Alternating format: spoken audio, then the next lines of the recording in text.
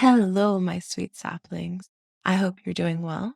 If you don't know already, for the month of October, I have been filling in for Raven. So let's get to it. Today, we'll be reading Down by the Water by Typically Untypical.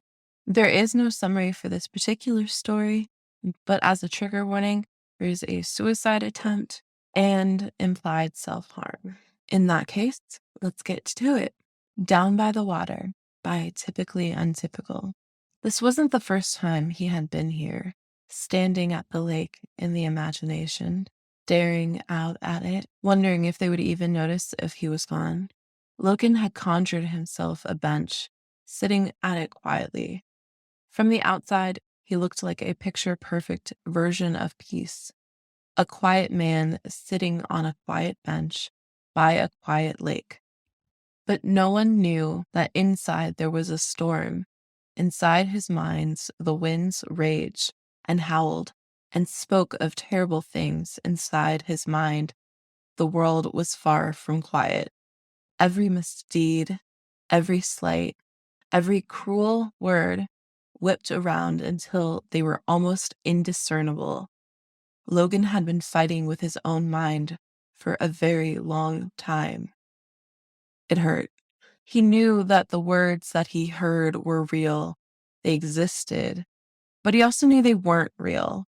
Patton might have asked him to be quiet, might have skipped his dialogue, but that didn't mean he wanted Logan gone. Patton had been stressed both times. He had lashed out because his emotions were overwhelming and all-consuming. What about you? What about him? He was logic, didn't have emotions, didn't need them. It was far more important that Patton's emotional health was taken care of because Patton needed comfort.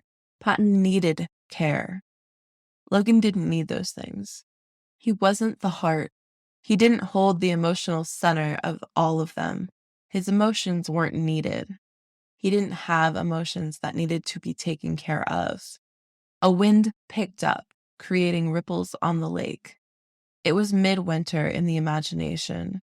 Roman had taken Virgil ice skating and Patton had tagged along.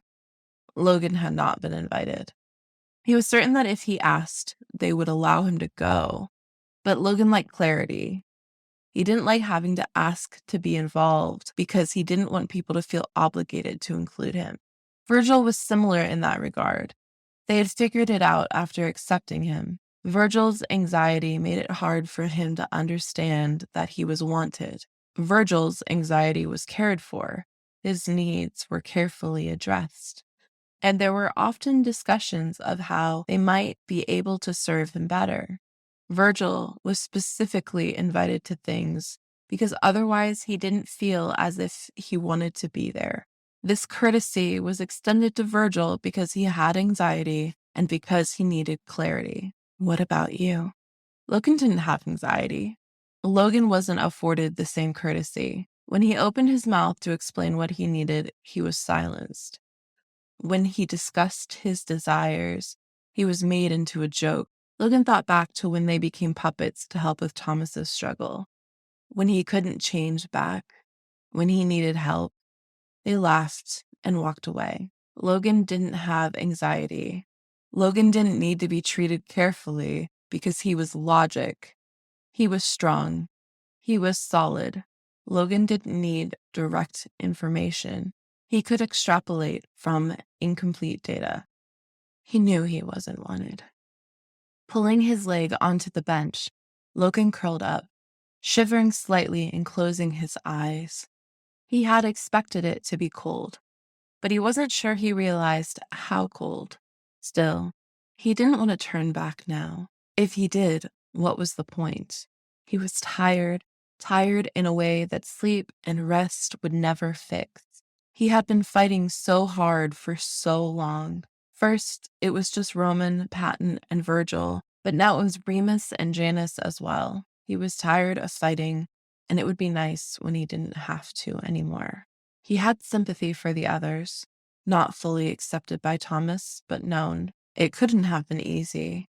It was different from Logan, accepted, but not fully known, a ghost in his own life. Virgil had once called him the least popular. It was meant to be a pointless jab, a joke, a tease. Logan was sure that's what it was meant as, yet Virgil had been proven right, hadn't he? Tossed aside by both light and dark, silenced, pushed to the edge, removed. Logan had hoped this wasn't what they intended. Logan hoped that they would find him and be sorry, but he also hoped they would never find him at all, that he would be replaced by someone who met their expectations. Dying wasn't like ducking out. When a side died, emergency procedures went into effect. Logan knew because he'd experienced it once before. The split occurred when the original creativity died. Maybe there would be another split. Maybe this time it would be curiosity and procedure, or maybe it would be just another logic. He wasn't as complex as creativity had been. Logan doubted there was enough of him to split cleanly. He started to lay down on the bench, his eyes falling closed. Maybe with this, he would have freedom. That was something he had always envied about Remus. He was always so free. He did what he wanted, when he wanted, and everyone listened to him because he couldn't be ignored. Remus was a special talent, and Logan hated to admit it, but the chaotic side had a method to his madness, even if he would never admit it. Maybe he knew this was what Logan would do. Maybe the reason he pushed was because he knew that Logan would shatter under the pressure. Logan's eyes finally slid closed as he was cradled by the wind. This probably would have been quicker in his room. But if the new logic formed there, he didn't want him to associate the room with such a gruesome sight. Microturd, what are you doing here? He wasn't supposed to be found. Oh well, it was probably too late anyway. Nerd? Remus's voice took on a much quieter tone. He almost couldn't hear it over the wind. That was okay. The darkness was calling him. Logan! Was this what happened to sides when they died? This soft glow of warmness?